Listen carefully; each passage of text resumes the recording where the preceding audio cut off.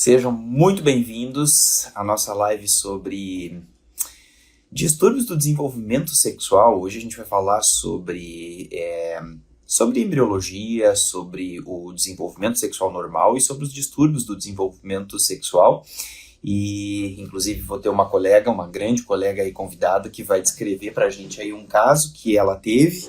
Então, o objetivo dessa live de hoje é não só a gente revisar o tema, né? Não só a gente fazer um bate-papo sobre o tema, mas também a gente chamar aí a doutora Carla, que vai contar pra gente esse caso que ela teve, que foi um caso que vem muito aí para refletir, né? Esse tema que às vezes a gente acha, né, que a gente não vai ver na nossa vida, ou que a gente vai ver muito pouco, mas às vezes, quando a gente menos espera, né, aparece um caso, bate na nossa porta e a gente precisa realmente saber.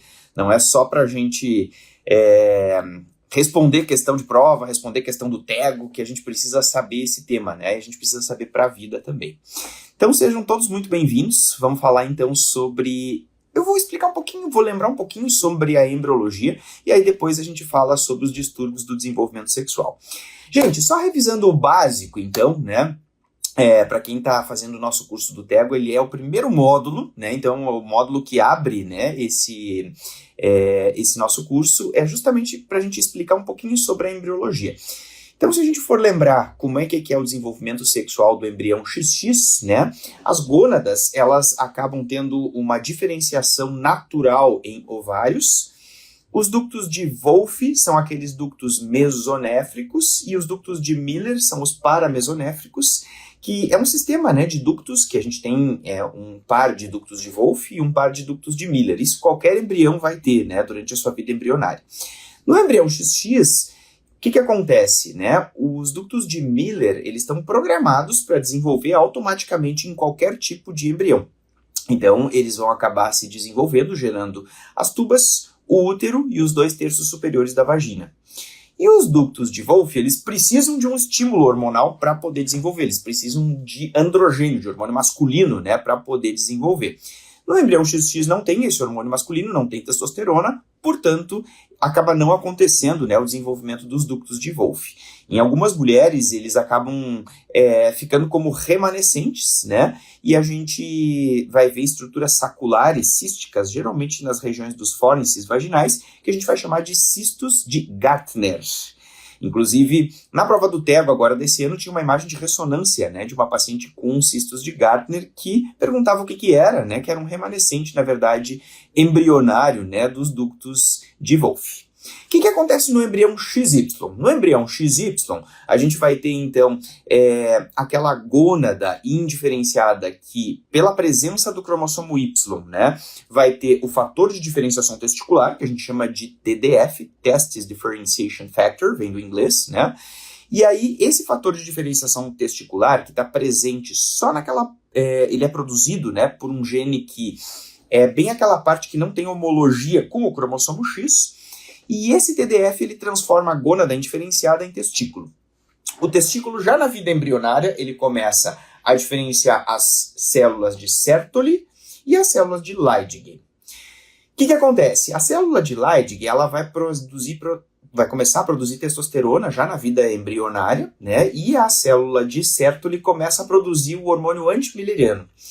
Para que serve a testosterona? Gente, a testosterona ela vai justamente desenvolver os ductos de Wolff, os ductos mesonéfricos. Vai agir sobre os ductos de Wolff, fazendo o desenvolvimento, né, do sistema canalicular da genitália interna masculina, que seriam os epidídimos, os canais deferentes, as vesículas seminais, né? Então, isso tudo é gerado pelos ductos de Wolff por estímulo androgênico, por estímulo da testosterona que é produzida pelas células de Leydig.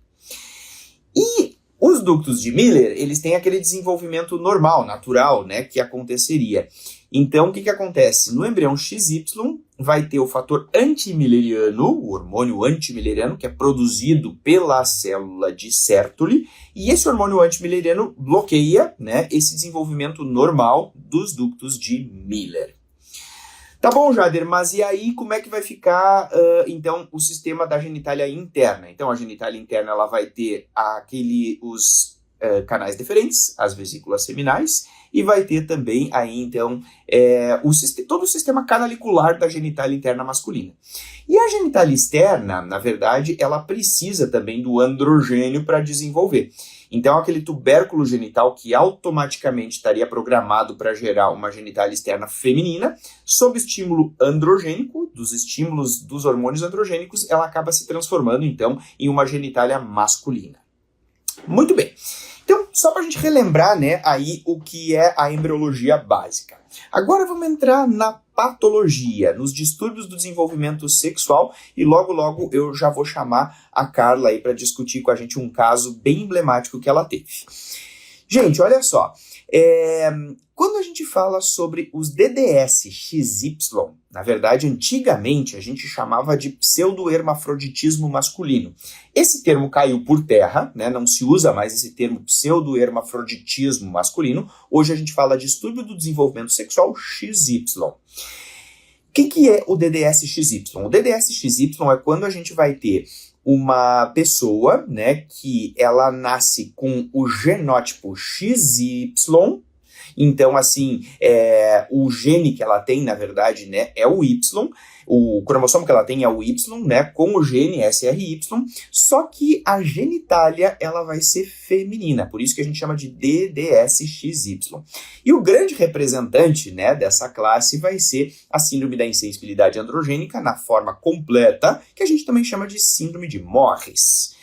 O que é, então, a síndrome da insensibilidade androgênica? Olha que interessante. Ela é uma patologia que é causada por um gene recessivo ligado ao X, e esse gene recessivo ligado ao X, na verdade, faz com que aquele indivíduo, aquele embrião que é XY, ele não tem sensibilidade nas células à testosterona. Então, o que vai acontecer? Tem o Y, tem o fator de diferenciação testicular, vai diferenciar a gônada diferenciada em testículo, né? E esse testículo começa a produzir testosterona, normalmente, como todos os embriões XY, né? Só que quando chega nas células, essa testosterona não consegue agir, porque é um problema de receptor, é um problema celular, né? Então, ela não consegue agir.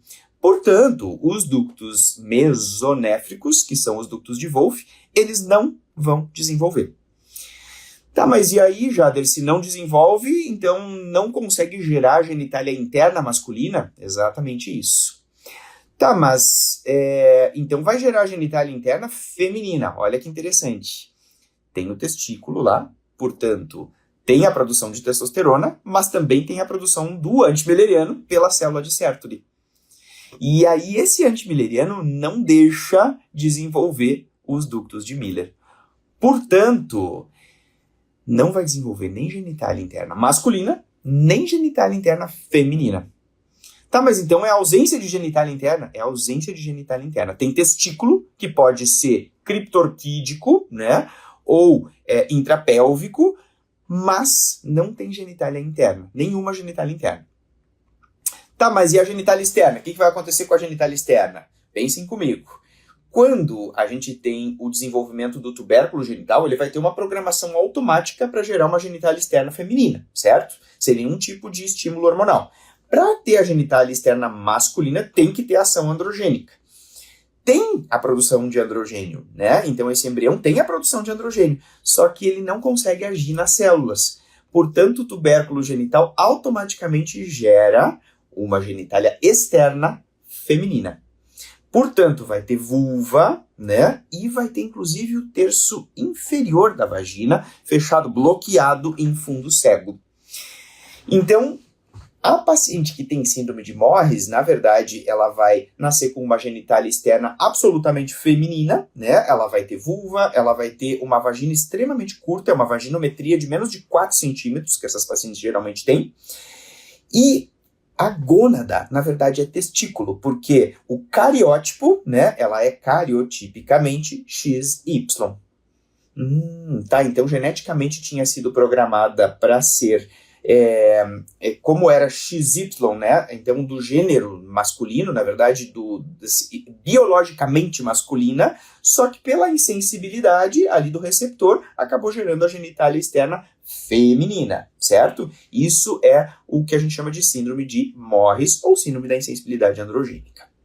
Tá, Jader, mas o que tem que fazer? O que tem que ser feito, né, quando a gente faz o diagnóstico da síndrome de Morris? Primeiro que, geralmente a gente só consegue fazer o diagnóstico, gente, lá na adolescência, lá na puberdade, né? Antes da puberdade, geralmente é mais difícil, na infância é mais difícil da gente fazer. Por quê? Lá na puberdade, quando ela chegar na adolescência, ela não tem ação dos androgênios, portanto elas não têm pubarca, né? Elas não vão ter o desenvolvimento dos pelos pubianos. E a gente examina, vê que assim, ela tem um P1, né? Às vezes tem uma mínima sensibilidade, né? E vai ter pelos muito ralos, muito escassos. Ela vai ter telarca, né? Geralmente a formação das mamas, a geração das mamas é pela conversão periférica, o androgênio acaba convertendo perifericamente em estrogênio e aí acaba gerando as mamas. Só que essas meninas, elas vão consultar com a gente, com os ginecologistas, por conta de amenorreia primária, né? Elas vão consultar conosco porque elas não menstruam. Então ela vai dizer assim, olha, todas já menstruaram e eu não menstruei. Aí a gente examina e o que chama atenção no exame físico é que elas não têm pubarca, elas não têm pelos pubianos. Tem desenvolvimento mamário, normal, mas elas não têm pelos pubianos. Aí a gente vai fazer um ultrassom, né, para confirmar que realmente ela não tem útero, essa paciente ela não tem útero. E para poder firmar o diagnóstico, tem que pedir o cariótipo. A gente não pode, né, firmar esse diagnóstico sem a gente pedir o cariótipo. Por quê? Por que o cariótipo é mandatório nessa situação? Porque se eu tenho um diagnóstico de uma paciente que é XY, eu preciso tirar o ovário. Na verdade, o testículo, né, a gônada. A gente fala assim, na prática a gente acaba usando o termo gônada, né, que seria o mais adequado. Eu preciso tirar a gônada. Por que eu preciso tirar a gônada? Porque existe risco de carcinogênese. A gônada ficando ali, existe risco de fazer o gonadoblastoma, né, que é um tipo de tumor. Então, por isso que a gente precisa, sim, fazer a gonadectomia e precisa, tirando, né, as gônadas, a gente precisa repor estrogênio aí nessa paciente. Só o estrogênio é suficiente, não precisa repor progesterona porque ela não tem útero. A única função da progesterona na terapia hormonal é proteger o endométrio contra o efeito proliferativo do estrogênio, certo? Então, gente, essa é a síndrome da insensibilidade androgênica. Fiz uma revisão bem rápida, assim, né, para a gente poder falar sobre o DDS-XY, mas tem um outro distúrbio do desenvolvimento sexual, que é mais raro, né, do que a síndrome da insensibilidade androgênica na forma completa, que é a síndrome de Swyer, também chamada de disgenesia gonadal pura. É uma das queridíssimas aí de quem vai prestar tego, e todas as provas, na verdade, eles gostam bastante de cobrar. E na vida, às vezes a gente não está preparado, né, às vezes pega a gente de susto. Por isso que, então, eu vou chamar a colega Carla para participar comigo, para ela poder contar um caso que ela teve recentemente. Carla, só você me mandar entrar ali e pedir para participar, que aí eu já dou o aceite aqui, e aí a gente já pode discutir esse caso. Aqui, ó, já chegou. Olá, tudo bem? Boa noite. Boa noite, bem-vinda. Tudo bem? Estão me ouvindo? Sim, tá super bem, tá bem legal o áudio. Tá. Linda, muito obrigado aí pelo aceite aí de participar conosco. Como eu sempre digo, né, que esse canal aqui tem por objetivo a gente disseminar conhecimento, né, dentro da especialidade de ginecologia e obstetrícia, e o objetivo é a gente fazer cada vez mais trabalhos aí envolvendo os colegas, a gente trazer os casos. Eu acho que a gente tem que usar essa ferramenta, né, que a gente tem hoje da tecnologia, justamente para a gente poder dividir conhecimento, conversar sobre os casos que a gente teve, que eu acho que dessa forma a gente consegue cada vez mais tornar a nossa especialidade melhor, né? E quem se beneficia com tudo isso realmente é a saúde da nossa população, né? Então, seja bem-vinda. Obrigada. Carla, queria que você contasse para a gente, assim, então, como é que foi esse caso que você teve, né? Como é que a paciente chegou para você, a idade que ela tinha, como que foi a queixa, né? Porque eu acho que isso acaba ajudando bastante aí todos os colegas, né, a entender e como que essas pacientes elas chegam, né? Quais são as queixas que elas vão nos referir. Então, pode contar para a gente aí, por favor. Tá bom, então vamos lá. Eu atendi essa paciente no meu consultório, tá? No ano de 2020. Ela tinha 15 anos de idade e 9 meses. Ela estava acompanhada da mãe e a queixa era aquela queixa clássica. Tá acontecendo alguma coisa estranha com a minha filha porque ela ainda não tem menstruação. Todas as meninas já têm menstruação e ela ainda não tem. Essa era a queixa da menina. Aí eu comecei a pensar, né, estamos no caso de uma menorreia primária, né? Vamos fazer o exame físico dela, né? Aí eu trouxe aqui, tô lendo aqui que eu trouxe tudo anotadinho, né? Ela tinha, a mama dela tinha alguma coisinha desenvolvida. Eu posso dizer que era uma mama M2, tá? E o pubis dela não era totalmente infantil. Tinha, assim, bem pouquinho, mas bem ralinho e bem discreto. E aí, deitou na mesa, a menina Virgo, né? Nunca tinha tido relações sexuais com penetração. Perguntei se eu podia fazer o exame, introduzir um cotonete para ver como é que estava, se tinha o tal do IMI perfurado, se tinha algum hematocolpo. Não tinha nada. O cotonete entrou com facilidade, não tinha dor à palpação do abdômen nem nada. Então, a primeira hipótese diagnóstica que eu fiz neste primeiro atendimento, com uma falência ovariana prematura, né, precoce. Essa foi a primeira coisa que veio na minha mente frente àquela menorreia primária. Aí, o primeiro exame que eu solicitei para ela foi um FSH, tá? E os valores estão anotados aqui. Ela veio com um FSH de 97 e o estradiol dela, 9, bem baixinho, tá? Já suspeitando que tinha alguma coisa mais complexa, pedi para minha colega, que é uma ultrassonografista que ela só faz a parte ginecológica, para fazer o ultrassom da minha paciente.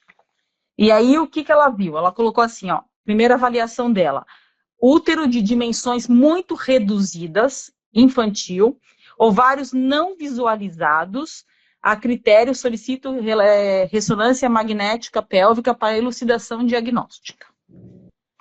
Bom, aí, frente a esse resultado, eu decidi pedir um cariótipo, né? Porque ela tinha algumas alterações, por exemplo, um ovário, um útero muito... Tinha, quer ver quantos centímetros cúbicos? 13 centímetros cúbicos. Aí, recebo uma ligação, aqui está o exame do cariótipo, né? Tá? Da paciente, cariótipo de banda G. Recebo uma ligação do chefe do laboratório. Nosso chefe do laboratório, que é um laboratório enorme aqui onde eu moro, né? Que é na cidade de Santos, litoral de São Paulo. Ele falou assim, eu não posso liberar esse exame sem falar com você. Eu falei para ele, por quê? Porque o nome da paciente é feminino e o cariótipo é 46XY, tá? Primeira coisa que ele me falou.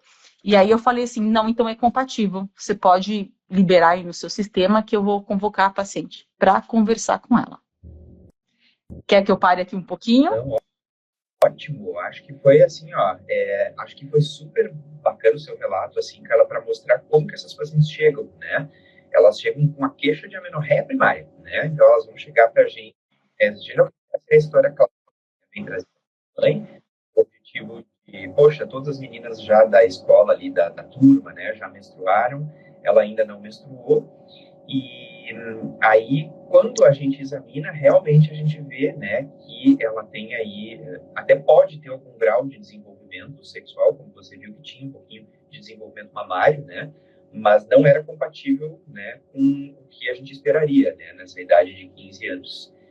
E perfeito, assim, a sua linha de raciocínio sensacional, porque é exatamente isso. A gente precisa primeiro fazer, então, a dosagem das gonadotrofinas, né? A sua hipótese foi de uma insuficiência ovariana prematura e o quadro laboratorial fechou, né? Foi realmente, ela tinha um hipogonadismo hipergonadotrófico, né? Super alto. E tinha um útero de tamanho reduzido, né? Os ovários nem foram vistos, né? Nem foram identificados.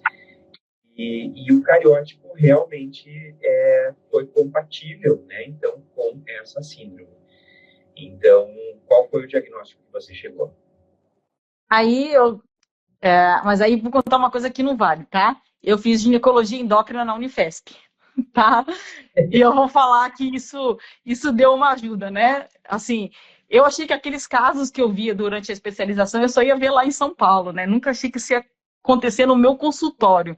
Mas parece que a gente atrai, né, essas coisas, né? Eu tenho pego uns casos, assim, umas SOPs complicadas, acho que é um imã, né, que vem pra gente. Então, aí pra gente prosseguir, né, e eu também já tinha assistido uma aula sua sobre isso algum tempo atrás, só fiquei, assim, quando eu estava na frente da paciente, eu fiquei pensando, mas o Jader falava que tinha que ser M1 e P1, e essa paciente não é M1, P1, ela é um M2, P2. Aí eu pensei na aromatização periférica, que poderia ter dado algum desenvolvimento ali bem simplório. Aí eu conversei, expliquei direitinho para ela e expliquei que tinha que fazer a gonadectomia, né? Comecei a estrogenizar, porque ela queria menstruar, ela queria ter a experiência de menstruar, tá? Então, fiz um anticoncepcional combinado, né? A gente optou por um produto, não vou falar nome aqui, que não vem ao caso, a gente não vai fazer propaganda de nenhum laboratório, tá? Mas era um combinado, tá? E ela começou a ciclar, tá? O endométrio respondeu e começou a ter um certo... Desenvolveu a mama, tá? A mama dela desenvolveu, começou a ter mais pelos pubianos. Expliquei que tinha que fazer uma gonadectomia. E é difícil que os colegas não entendem, porque não é o nosso dia a dia, não é frequente esses casos. E aí foi por isso que eu entrei em contato com você, que aí eu sou auxiliar de videolaparoscopia, né, de um colega meu que é experiente videolaparoscopista em ginecologia. E aí, na hora que a gente entrou com a câmera, a cirurgia foi feita em julho deste ano, né? Foi quando a família aceitou que tinha que fazer a gonadectomia. Quando a gente entrou com a câmera, acho que por causa da estrogenização, conseguimos ver o ovário e ele aparentemente tinha um tamanho normal. Aí o meu colega virou assim no meio da cirurgia: se a gente tirar os ovários dessa menina, agora ela está com 19 anos, e isso não for o que você está me falando, ele assim, eu te mato. Ele falou para mim, eu te mato, porque assim, ele achou o diagnóstico assim super mega elaborado, tá? E aí foi uma situação assim, uma ameaça de morte intraoperatória do auxiliar da cirurgia. E aí tá aqui, ó. Aqui tá o laudo, tá? Do laboratório, da anatomia patológica. E eu vou ler aqui o finalzinho do laudo, tá? Aqui, ó. Ovários digenéticos com fibrose e múltiplas calcificações bilaterais, tá? Então, eu acho que tá mais do que confirmado. E, para minha surpresa, eu atendi essa paciente hoje. Eu nem sabia que ela estava na minha agenda, né? Ela também nem sabia. Aí eu falei, eu não acredito que ela tá aqui hoje, né? Aí ela chegou lá, temos um relacionamento ótimo. E uma curiosidade, assim, é a pergunta que ela me fez. Ô, doutora, mas eu gosto de menino. Eu vou ter que namorar com menina agora? E aí eu expliquei que não mudava nada na vida dela, expliquei que ela não poderia, né? Não poderia engravidar, porque ela não tem gametas. E você acredita que a danada foi procurar na internet útero de substituição? Bom, e é isso que eu tinha para trazer, foi um desafio, assim, eu fiquei muito feliz. Não que a gente queira que as pessoas tenham essas alterações, né? Mas eu fiquei feliz com o diagnóstico, né, que foi dado, e a paciente nesse ponto também ficou tranquila, porque agora ela sabe o que ela tem, como viver nessa situação e como manejar. Perfeito, não. O principal foi exatamente isso, foi ter o diagnóstico. Nesses casos, a gente tem aí um tipo de estudo do desenvolvimento sexual XY, que é a disgenesia gonadal pura, né, a síndrome de Swyer, que é quando a gente vai ter aquele indivíduo que é genotipicamente XY, né, e que a gônada é totalmente disgenética, né? Sendo a gônada totalmente disgenética, ela não vai produzir nem o androgênio e nem o antimileriano, né? Então, o que vai acontecer? Ela vai ter a Carol, o áudio está baixo, vamos ver se mudando aqui se melhora. Então, o que acontece? Ela não vai ter nem o antimileriano e ela não vai ter nem a testosterona. Por isso que o áudio está baixando e está falhando. Vamos ver como é que fica agora aqui. Melhorou. Boa. Então, o que acontece? Na verdade, essa paciente, ela não vai ter o desenvolvimento nem de genitália interna masculina, só que a genitália interna masculina não vai ser bloqueada. Então, como não tem o antimilleriano, o Miller desenvolve, né? Por isso que ela vai ter realmente a formação aí vai ter a geração do útero, né? Das tubas, é um útero menor, né? Um útero mais rudimentar, né? Exatamente como era o caso da sua paciente, né? E o que acontece é que essas pacientes, elas acabam realmente não menstruando, né? Acabam entrando trazendo pra gente aí uma amenorreia primária, e a gente precisa tirar as gônadas pelo risco de malignização. Então, brilhante a condução. Acho que bem como você disse, assim, foi importante, né, ter conseguido dar o diagnóstico da paciente explicado, né, para que ela realmente entenda também a condição, né, e ela aprenda a conviver agora com a condição, e que foi brilhantemente conduzida, né, que foi a gonadectomia. E agora, depois disso, então, ela está usando estrogênio e progestogênio, isso?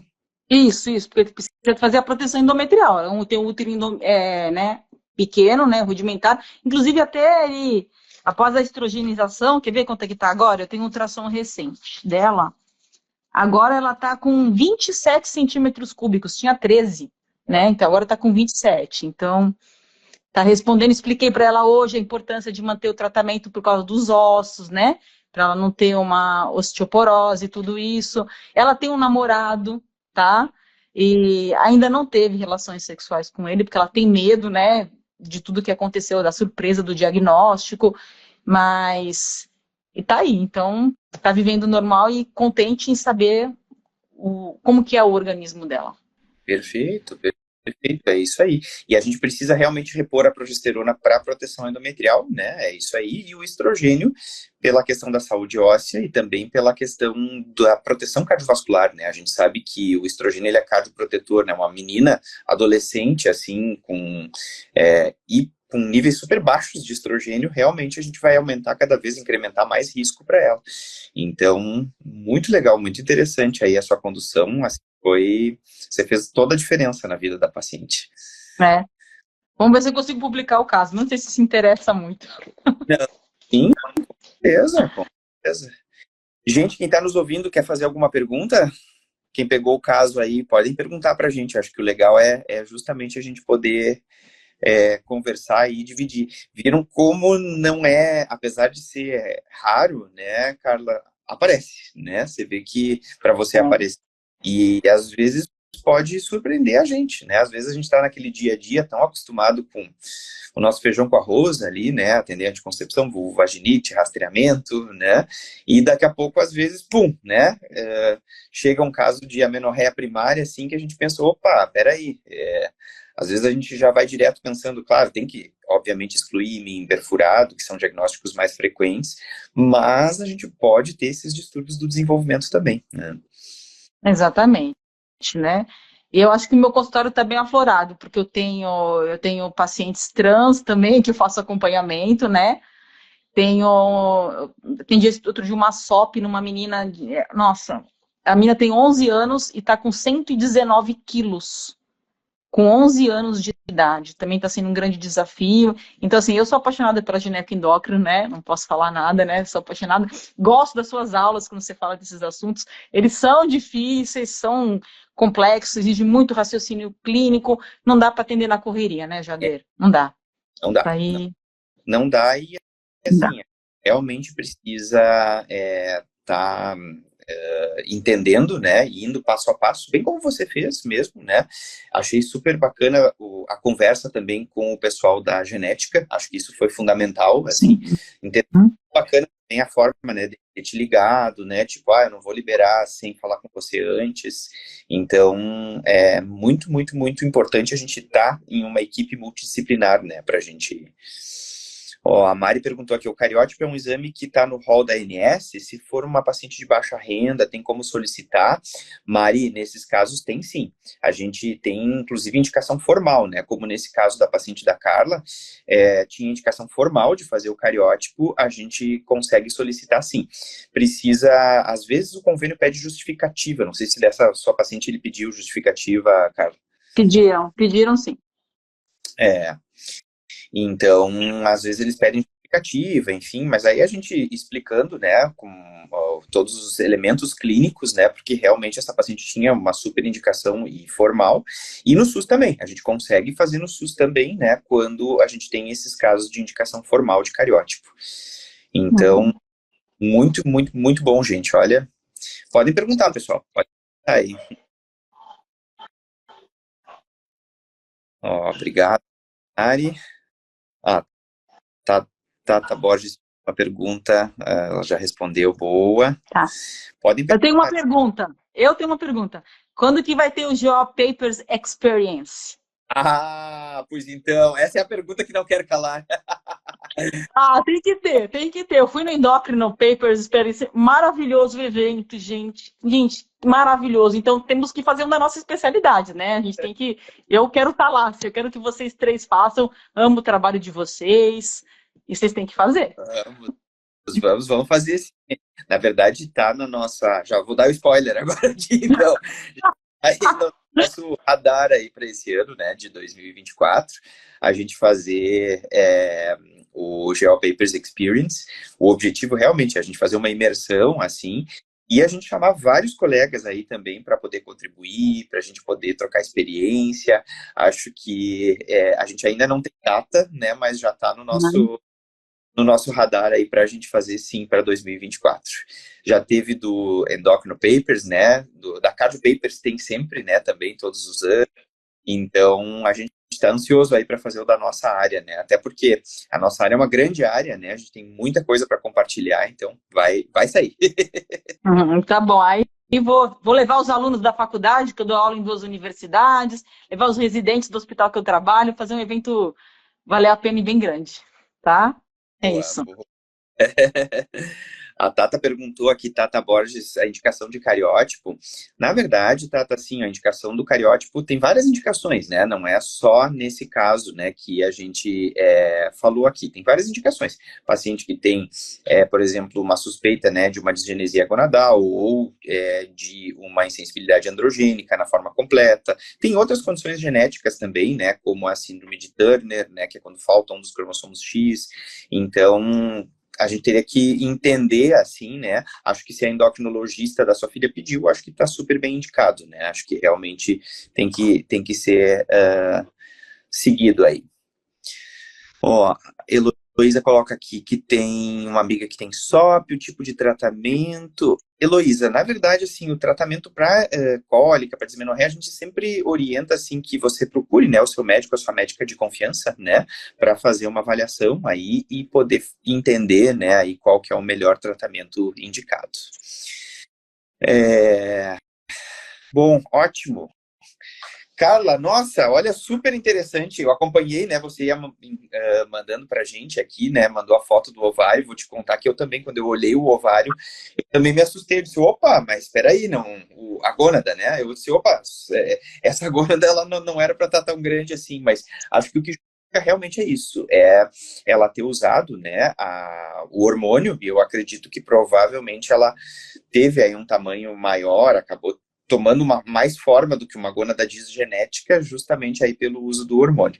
Mas realmente, se a gente tem, né, o cariótipo XY, a gente não precisa ter medo, não. A gonadectomia está sempre indicada. Vou te falar que eu tremia na hora que eu estava abrindo o envelope do laboratório. Eu tremia. E também acho que, só para a gente finalizar, que você falou que você tem um horário, né? E, Acho que é importante falar nisso. Como eu fui fazer uma gonadectomia numa menina Virgo, né? Muito jovem, eu fiz um TCLE específico para o caso dela, tá? Um termo de consentimento livre e esclarecido, explicando todos os detalhes. Escrevi, ela assinou, a gente reconheceu firma, li de novo junto com a família, porque isso pode criar um problema jurídico, né? Se não tiver feito de forma adequada, né? perfeito. Perfeito, exatamente. Acho que é isso aí. A gente tem que fazer um consentimento super específico, né? E, claro, se tratando também de uma adolescente, a gente precisa, né, que os responsáveis legais também assinem junto, né? E que eles sejam super cientes e tem que ter entendido, né, realmente o cenário clínico. Perfeito. A sua condição foi brilhante. Acho que foi super ficou aí como realmente como um exemplo bem prático, assim, para quem está nos vendo, né, de como conduzir esses cenários. Excelente. Carla, super obrigado aí pela sua participação e acho que a gente, na verdade, é a primeira vez que a gente tem uma live aí que a gente tem convidado os colegas, mas vou dizer para vocês que o objetivo aqui da GeoPapers realmente é esse, é a gente cada vez mais dividir conhecimento. Se vocês tiverem casos clínicos aí, quem está nos assistindo para discutir, a gente pode fazer live juntos. O bacana é justamente a gente usar esse espaço, né, para a gente poder conversar juntos, né, poder dividir aí os casos que a gente tem no nosso dia a dia, porque é um aprendizado para todos, né, um aprendizado para nós e realmente, mais uma vez, né, as nossas pacientes, a nossa população aí só tem a ganhar quando a gente discute os casos. Bom. Certo? Tchau, tchau. Obrigada aí por todos por ter participado. Obrigado pela participação. Valeu, Tá. gente. Boa noite a Tchau. todos. Tchau, tchau. Tchau.